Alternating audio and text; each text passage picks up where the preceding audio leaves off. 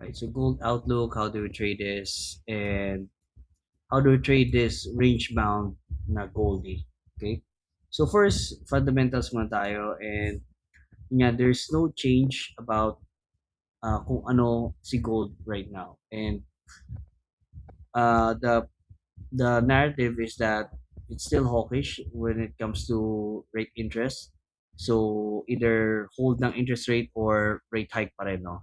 Pero probably it's already priced in by the market given na ang laki na ng binagsak ni gold, no?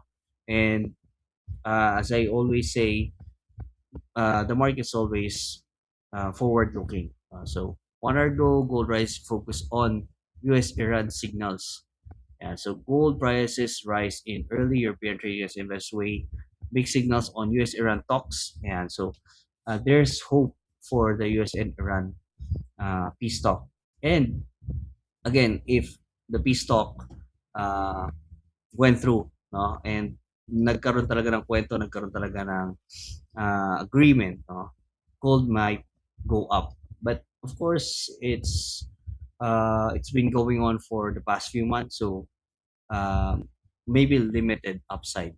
Okay, probably umakyat siya at around here at around 4,100, and then it may go back down. Okay, but the 4,000 level has been holding on for quite a while, and so it's actually making higher lows, but it's not making higher highs.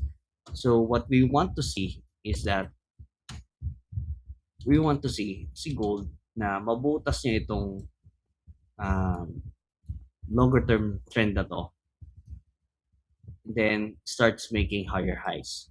Okay, so that's what we want to see, and we're banking on we're leaning on the bullish side, probably because yun nga, we're seeing a lot of bullish divergences here, as I've said with the previous videos, no, and also DXY went down so hard, no, and it could probably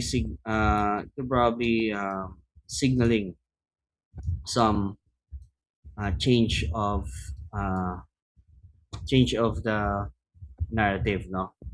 Also, ito si oil has been going down as well.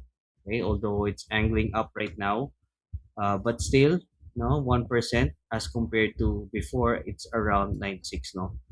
Nung nagkaroon ng US and nagkaroon ng strikes yung US sa Iran. And it's also within the resistance level na to, no? Itong trend line na to, right? So what we are looking at right now is that there's going to be a jolts high impact news later, and the forecast is that it's going to be bullish gold.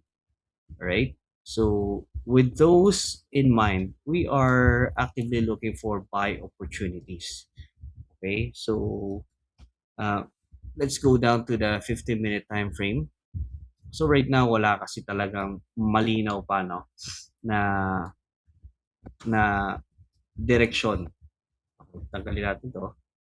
And ito nga, no, nabutas niya nga itong drino natin na trend, no. Okay.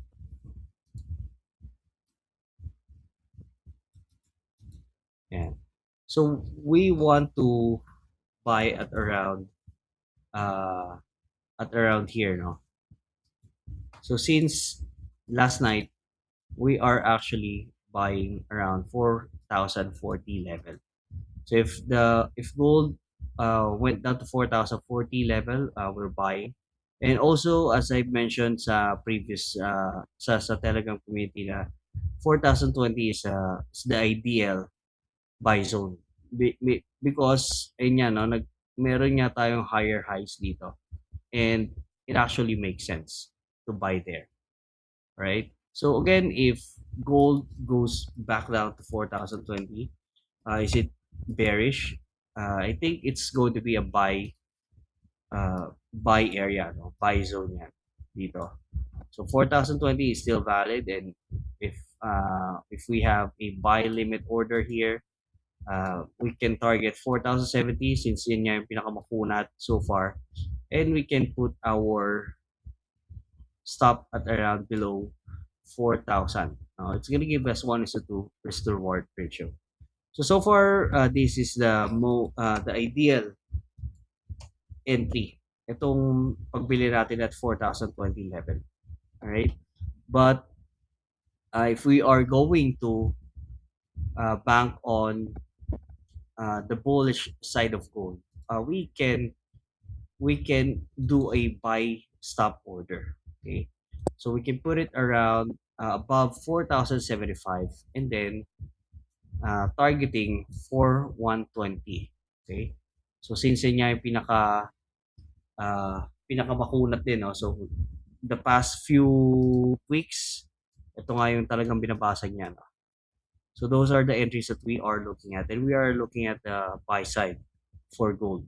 Right? So kasi it's been battered for many months now, and we are actually not saying that it's a reversal already, but since nandito nga tayo sa baba, no, ng range, we can bank on the buy side, right? And that's it for our gold outlook.